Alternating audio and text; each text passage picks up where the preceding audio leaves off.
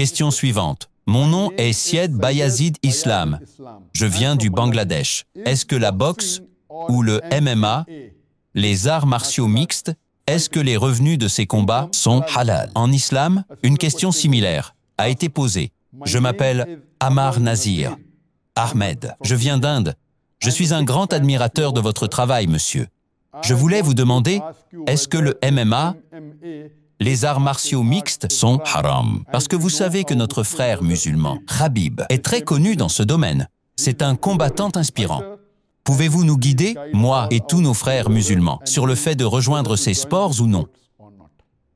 La question de base posée, c'est: est-ce que la boxe est permise? Est-ce que les arts martiaux mixtes, le MMA, sont permis? Est-ce qu'on peut participer à ces sports en ce qui concerne la boxe? Avant de vous donner l'avis des savants musulmans, en ce qui concerne la boxe, il y a beaucoup de non-musulmans qui sont contre ce sport. Et ils disent que ce n'est même pas un sport parce que ça nuit à l'être humain. Il y a beaucoup d'organisations non musulmanes qui ont élevé des objections et ont demandé que la boxe soit retirée du sport international. Ils disent que ce n'est pas du tout du sport. En ce qui concerne l'islam, tout sport qui est bénéfique pour l'être humain, qui aide l'être humain et qui ne cause pas de tort, il est recommandé. Mais si le sport n'est pas bénéfique et qu'il est nuisible pour le corps humain, alors il faut s'en abstenir. Donc ces organisations non musulmanes, elles ont déposé des pétitions dans de nombreux pays. Malheureusement, la plupart des pays ont refusé, sauf la Suède. La Suède est le seul pays qui a accepté d'interdire la boxe comme un sport. Si tu lis le magazine Una, publié à Londres, ils disent dans le magazine que de 1945 à 1983, sur une période de 38 ans, 350 boxeurs sont morts à cause de blessures durant les combats de boxe. Et il y a des dizaines de milliers de blessés. Donc, sur cette base, ils veulent interdire ce sport parce que c'est nocif pour l'être humain. En ce qui concerne la position de l'islam, nous savons que notre bien-aimé prophète, sallallahu alayhi wa sallam, a dit, quand deux compagnons faisaient de la lutte, il a dit, ne frappez pas au visage. Le prophète a interdit de frapper au visage. Donc, en islam, frapper au visage ou blesser le visage n'est pas permis. Donc, sur cette base, si tu compares et que tu regardes la boxe, dans la boxe, tu gagnes des points, surtout lors des matchs. Et tu gagnes plus de points quand tu frappes au visage.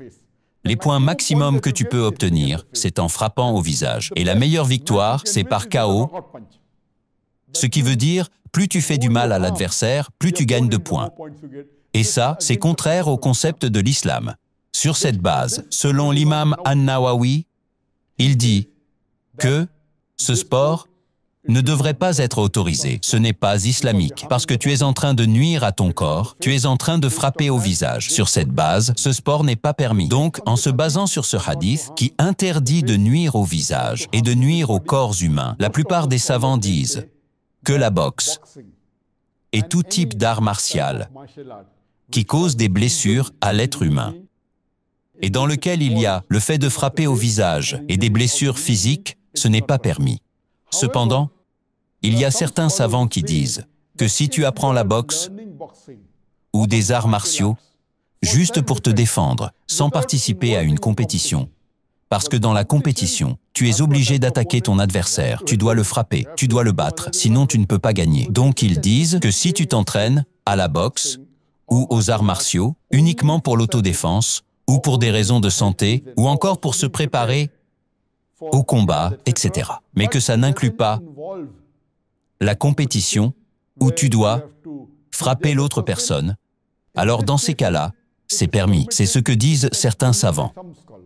Mais la majorité des savants disent que participer à la boxe, ou même aux arts martiaux, là où il y a des blessures au corps humain, et où tu dois attaquer l'autre personne, c'est interdit. Pour appuyer les propos du docteur Zakir Naik, certains savants vont jusqu'à dire que la boxe n'est même pas un sport, mais plutôt une source de discorde et d'ignorance. Mais pourquoi tiennent-ils des propos aussi forts? Si l'on regarde les textes, le prophète a interdit de frapper le visage, même lorsqu'il s'agissait d'un animal. Il a dit, à propos d'un âne qui était marqué au visage, qu'Allah maudisse celui qui l'a marqué. Et dans un autre hadith, il a clairement interdit de frapper le visage ou d'y laisser une marque. Les savants expliquent cela en précisant que le visage est la partie la plus sensible et la plus précieuse du corps. C'est ce qui fait la beauté, c'est là où se trouve la majorité des sens. La vue, l'ouïe, la parole, l'odorat. Les blessures au visage peuvent endommager définitivement ses fonctions essentielles.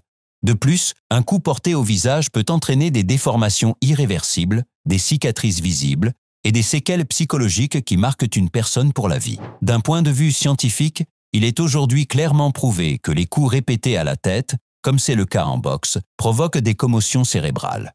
À chaque impact, le cerveau subit des microtraumatismes qui, à long terme, peuvent mener à des maladies graves comme l'encéphalopathie traumatique chronique, perte de mémoire, dépression, troubles du comportement, voire démence. Ces conséquences sont souvent irréversibles. Au-delà du cerveau, la boxe expose aussi à des blessures physiques graves, fractures du nez, de la mâchoire, des pommettes, décollement de la rétine, voire perte de la vue. Même avec des équipements de protection, le visage reste vulnérable et les risques ne disparaissent jamais complètement. L'exemple de Prichard Colomb, un jeune boxeur talentueux devenu handicapé à vie après un combat, montre à quel point les dangers sont réels et parfois immédiats.